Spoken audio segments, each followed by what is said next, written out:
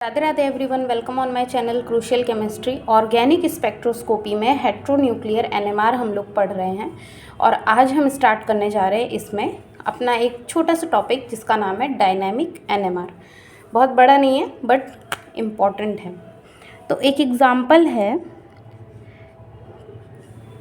Compound का PF5। इसमें क्या होता है कि एक प्रॉपर्टी देखी जाती है। ये आपका फॉस्फोरस है, 5 फ्लोरीन इसमें ऐसे अटैच होते हैं। ये आपकी साइड्स इक्वेटोरियल और ये आपकी दोनों एक्सियल साइड्स होती हैं, थोड़ा बड़ी होती हैं, एक्सियल। ठीक है, इतना समझ में आया। ये तीनों एक प्लेन में होती हैं, ये अबव द प्लेन और ये बिलो द प्लेन। समझ में आ रहा है। अब यहाँ पे मैं P5 हमेशा याद आता है, ये PF5 है। तो एक बार मैं यहाँ पे फ्लोरीन लगाती हूँ, ठीक है, और यहाँ पे भी फ्लोरीन, यहाँ पे भी और यहाँ पे भी। ये आपका PF5 का स्ट्रक्चर हो गया। अब होता क्या है कि एट रूम टेम्परेचर जो PF5 है, ये वाला कंपाउंड, ये शो करता है फ्लक्सियोनल बिहेवियर।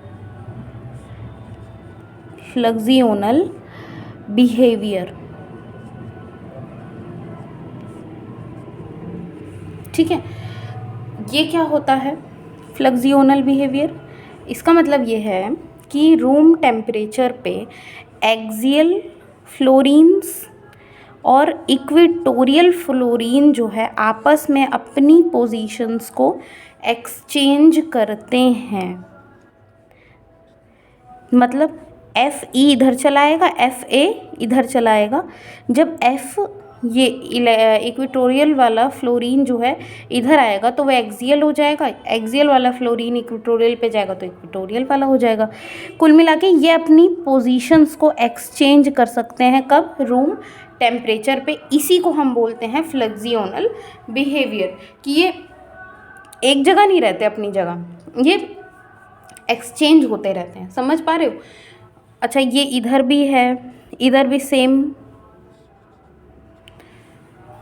ठीक है, तो कुल मिला के यहाँ पे क्या होता है फिर देखिए और ये जो एक्सचेंज होता है ये बहुत ही फास्ट होता है। समझ पा रहे हो? बहुत फास्ट होता है। तो इंस्ट्रूमेंट को समझ में नहीं आता कि कौन सा वाला फ्लोरीन एक्सियल पे है, कौन सा इक्वेटोरियल पे, वो दोनों साइड्स को डिफ्रेंशिएट नहीं कर पाता।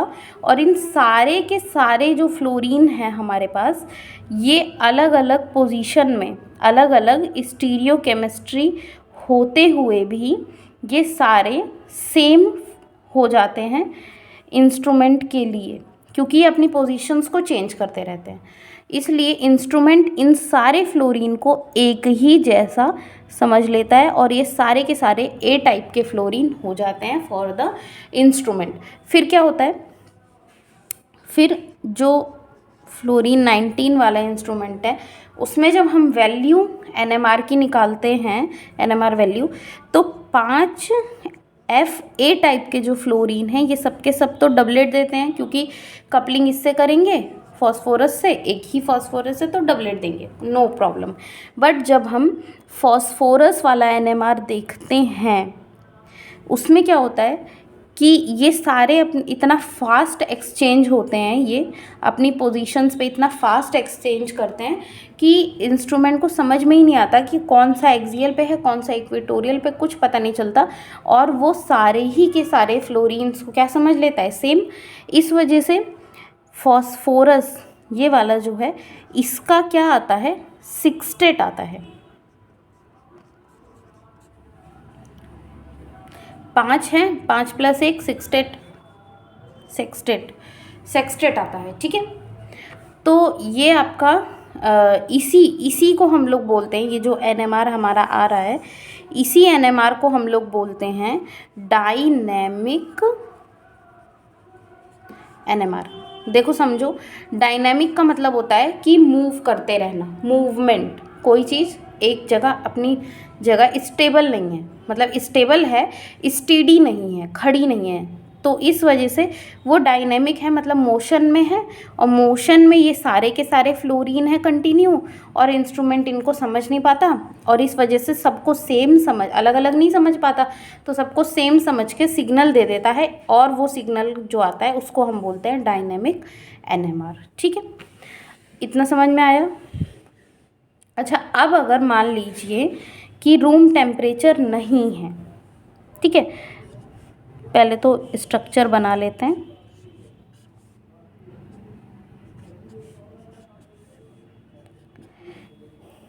अच्छा, ज़रूरी नहीं है कि ये दोनों बॉन्ड आपके एक्सियल वाले बड़े ही हों, हो सकता है ये छोटे हो जाएं, इतने छोटे छोटे,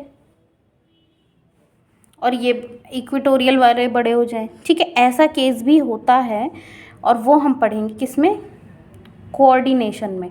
जब कोऑर्डिनेशन में पढ़ाऊंगी आपको तब हम समझेंगे ये दोनों अलग अलग केसेस के बारे में। ठीक है, अच्छा, अब मैंने क्या बताया कि ये एट रूम टेम्परेचर पे क्या स्टोरी होती है, वो हमने स्टोरी अच्छी तरीके से पढ़ ली, समझ ली। अब नॉर्मल टेम्परेचर, मतलब रूम टेम्परेचर से नॉर्मल, क्या रूम टेम्परेचर को नॉर्मल ही बोलते हैं। अब टेम्परेचर को मैं कम करती हूँ, है ना।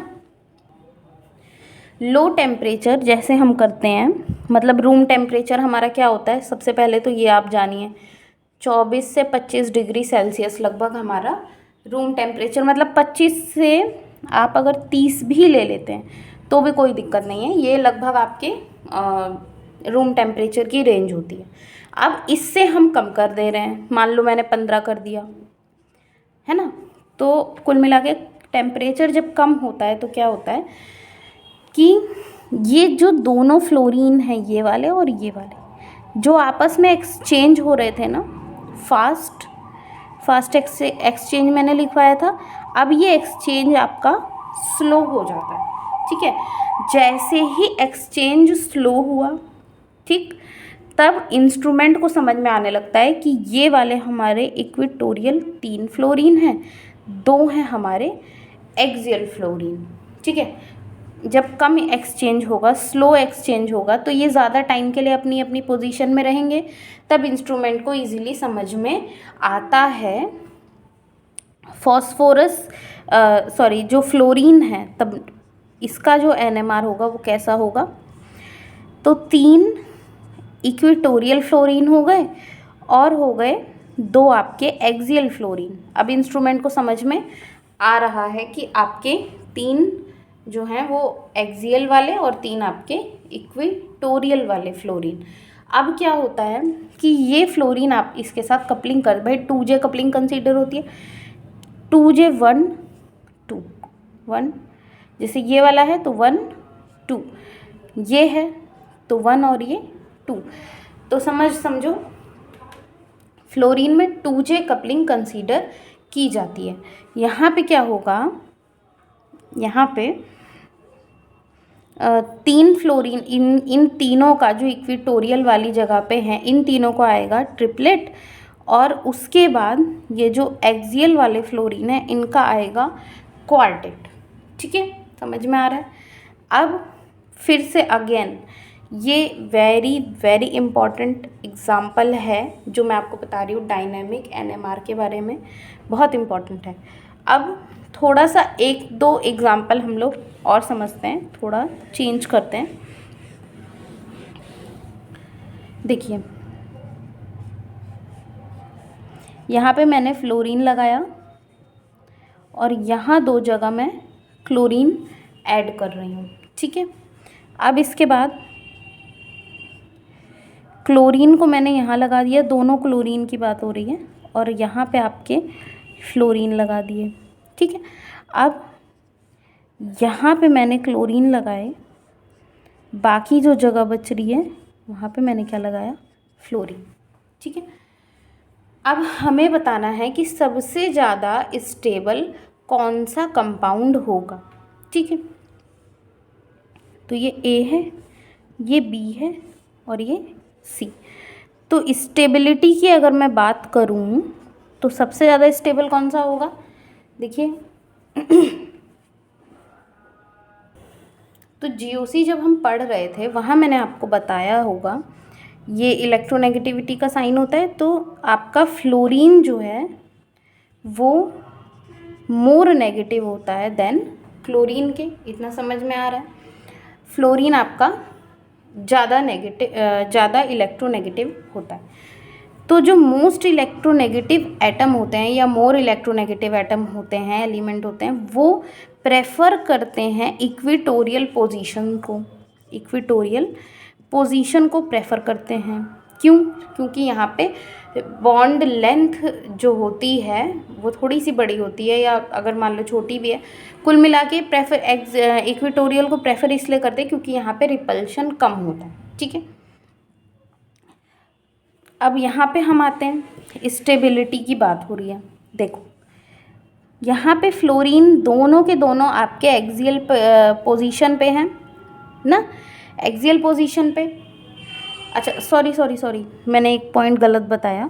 जो मोर इलेक्ट्रोनेगेटिव एटम होता है वो प्रेफर करता है एक्सियल पोजीशन पे रहना, इक्वेटोरियल पे नहीं, एक्सियल पोजीशन पे रहना। यहाँ पे एक्सियल पोजीशन पे फ्लोरीन दोनों लगे हुए हैं, तो आपके बी जो है मोर स्टेबल हो गया। यहाँ पे एक ही फ्लोरीन लगा है, थोड़ा कम, और यहाँ पे सारे फ्लोरीन इक्वेटोरियल पे, एक्सियल पे एक भी नहीं है, इसलिए ये सबसे कम स्टेबल हुआ। ठीक है, एक्सियल, यहाँ मैंने गलती से इक्वेटोरियल बता दिया था। अब इनका हम लोग वो देखते हैं, एनएमआर की बात हो रही है तो जीओसी मैंने हल्का सा आपको बता दिया कि कम से कम ये पता होना चाहिए। अब उसके बाद एनएमआर पे आते हैं, 31 फॉस्फोरस एनएमआर की बात करते हैं।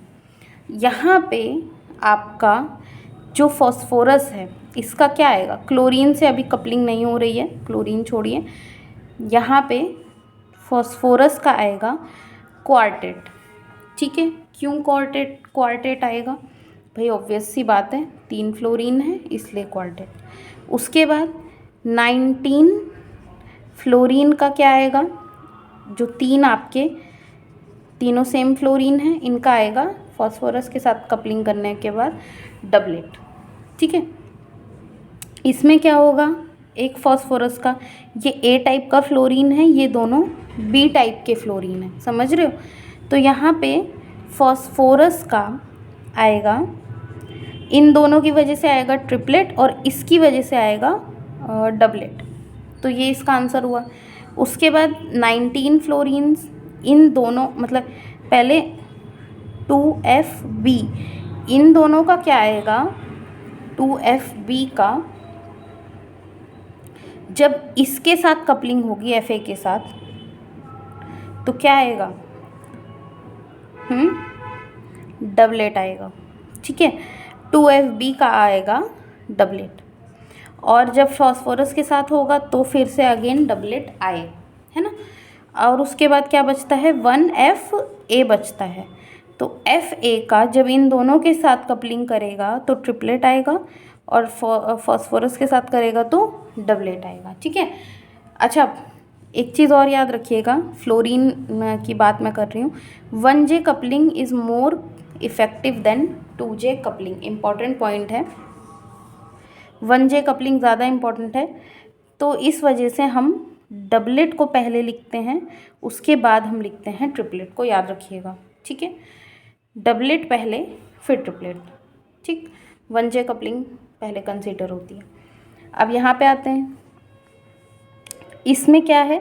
फॉस्फोरस है, ये दोनों आपके ए टाइप के हैं और ये बी टाइप का है। तो यहाँ फॉस्फोरस का क्या आएगा? सबसे पहले 1J कपलिंग, डबलेट आएगा और उसके बाद ट्रिपलेट। इतना समझ में आ रहा है? उसके बाद 19 फ्लोरीन है, इसमें क्या होगा?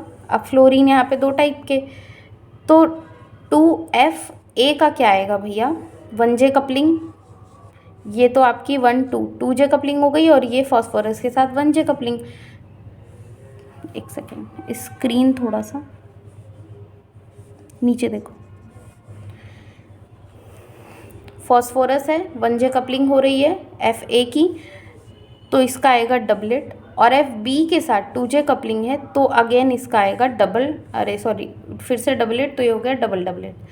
उसके बाद एक एफ बी है और इसका क्या आता है 1FB का 1J कपलिंग में तो डबलेट, और यहाँ पे 2J कपलिंग FA के साथ हो रही है, 2FA हैं, इस वजह से ट्रिपलेट। समझ में आया? तो यहाँ अच्छा नंबर ऑफ लाइंस निकालने वाला भी एक फॉर्मूला होता है, क्वेश्चन आता है, सॉरी, वो मैं आपको बताती हूँ नेक्स्ट एग्जाम्पल के थ्रू। तो ये स्ट्रक्चर देख के कुछ समझ में आ रहा है? जो मैं फॉस्फोरस का इस तरीके से बॉन्ड शो करती थी ना, उसी को मैंने घुमा दिया है, बस घुमा के मैंने ऐसे शो कर दिया है। ठीक है, अब यहाँ पे पहले तो 19 फ्लोरीन NMR की बात करते हैं। अब यहाँ पे फ्लोरीन आपको कैसे दिख रहा है? ये तीनों ही फ्लोरीन कैसे हैं? ए टाइप के हैं, एक प्लेन में हैं, तीनों एक प्लेन में हैं, ए टाइप के फ्लोरीन हैं। ठीक है, अब इन तीनों फ्लोरीन का क्या होगा ये हमें बताना है ना। देखो, ये सबसे पहली चीज़ कि देखिए, जब ये फ्लोरीन 1J कपलिंग है, फॉस्फोरस के साथ जब ये तीनों कपलिंग करते हैं, फॉस्फोरस के साथ जब ये तीनों कपलिंग करते हैं तो क्या आता है? डबलेट। ठीक है, उसके बाद जब ये नाइट्रोजन के साथ, भाई 2J कपलिंग कंसीडर होती है, जब नाइट्रोजन के साथ, नाइट्रोजन 15 है, कपलिंग होगी, जब इसके साथ कपलिंग होती है तो क्या आता है? 2 नाइट्रोजन है, दोनों ही प्लेन ऑफ सिमेट्री प्रेजेंट है, ए टाइप के नाइट्रोजन हो गए, तो इसका क्या आएगा? ट्रिपलेट आएगा। ठीक है, उसके बाद जब हाइड्रोजन के साथ कपलिंग होती है तब क्या आता है? 4 टाइप के प्लेन ऑफ सिमेट्री है, तो ये चारों ही हाइड्रोजन ए टाइप के हो गए, तो क्या आएगा इसका? क्विंटेट। ठीक है, अब नंबर ऑफ लाइन पूछ रहा है, तो नंबर ऑफ लाइंस टोटल हमें कितनी मिलेंगी? Doublet multiply triplet multiply, sorry triplet को 3 मल्टीप्लाई क्विंटेट, तो 2 3 जा 6 5 जा 30, नंबर ऑफ लाइंस आ गई आपकी 30। इस तरीके से नंबर ऑफ लाइंस भी कभी कभी एग्ज़ाम में पूछ लेता है, तो ऐसे हम कैलकुलेट करते हैं। ठीक है, हमने फ्लोरीन, फॉस्फोरस देखा, रोहिडियम बचा हुआ है, इसका एक एग्ज़ाम्पल देखते हैं। पहले मैं ड्रॉ कर लेती हूँ वरना टाइम वेस्ट होगा। तो रोहिडियम का ये वाला एग्ज़ाम्पल है, इसको पहले समझिए। देखिए, अगर आप फेशियल और मेरिडियोनल के बारे में नहीं जानते तो आप क्या समझेंगे कि ये दोनों, मतलब ये एक अलग टाइप का फॉस्फोरस है, ये अलग टाइप का, ये अलग टाइप का, बट ऐसा नहीं होता। ये तीनों एक फेज़ में हैं और ये तीनों एक अलग फेज़ में हैं। ठीक है, तो इसलिए हम बोलते हैं फेशियल। ठीक, और उसके बाद यहाँ पे ये दोनों सेम हैं, ये एक अलग है, इसको हम बोलते हैं मेरिडियोनल। अब यहाँ पे हम लोग रोहिडियम में क्या है? 103 होता है, यही वाला आपका NMR एक्टिव है। हम इसमें क्या करेंगे? प्रोटॉन को डीकपल करके वैल्यू निकालते हैं। क्यों? इसलिए प्रोटॉन को डीकपल कर रही हूँ क्योंकि बहुत कॉम्प्लिकेटेड हो जाएगा। 3 इस पर बेंजीन रिंग लगी हुई हैं, तीनों के पास 6 हाइड्रोजन, तो 18 इतने सारे हाइड्रोजन्स हैं, तो थोड़ा सा मुश्किल हो जाएगा। इस वजह से यहीं पे इसको स्टॉप करते हैं, हाइड्रोजन की डीकपलिंग करा देते हैं। अब बचा फॉस्फोरस, ये भी तीनों फेशियल के हैं, तो तीनों सेम फॉस्फोरस हैं, इसलिए आपका रोहिडियम का यहाँ पे आता है क्वार्टेट। ठीक है, अब उसके बाद ऐसे ही सेम फॉस्फोरस का निकालते हैं। 31 फॉस्फोरस का, इसमें भी प्रोटॉन को डीकपल कराते हैं वरना बड़ा हो जाएगा, प्रोटॉन बहुत सारे हैं। तो यहाँ पे ये तीनों सेम फॉस्फोरस हैं, तो 3 ए टाइप के फॉस्फोरस का क्या आएगा? सीधे सीधे डबलेट, क्योंकि ये कपलिंग अब किसके साथ? 1J ही कंसीडर करेंगे, एक ही रोहिडियम है तो डबलेट आएगा। ठीक है, यहाँ पे देखिए, ये ए टाइप के फॉस्फोरस हैं और ये बी टाइप का फॉस्फोरस है। यहाँ पे रोहिडियम के 2 मल्टीप्लेट आएंगे, इसकी वजह से आएगा डबलेट।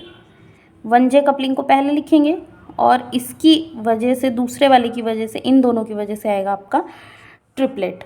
समझ में आ रहा है? जब हम हाइड्रोजन को या प्रोटॉन को डीकपल कर रहे हैं तब यहाँ पे भी प्रोटॉन को डीकपल करेंगे तो 2 फॉस्फोरस ए जो हैं इनका क्या आएगा? पहली बात तो डबलेट आएगा रोहिडियम की वजह से, प्लस 1J कपलिंग से डबलेट आ गया, प्लस 2J कपलिंग भी कंसीडर होती है, तो इस वाले फॉस्फोरस की वजह से भी इसका डबलेट आएगा। उसके बाद एक बी टाइप का जो फॉस्फोरस है 1J कपलिंग की वजह से इसका आता है डबलेट, और 2J कपलिंग की वजह से ये वाला भी है ये वाला भी है, क्या आता है? ट्रिपलेट। ठीक है, तो ये आपका इम्पॉर्टेंट एग्जाम्पल था। इसके बाद मिलते हैं हम नेक्स्ट वीडियो में। अभी हेट्रोन्यूक्लियर ही चलेगा, लास्ट वीडियो हम नेक्स्ट पढ़ने वाले हैं इस टॉपिक पे। Thank you so much.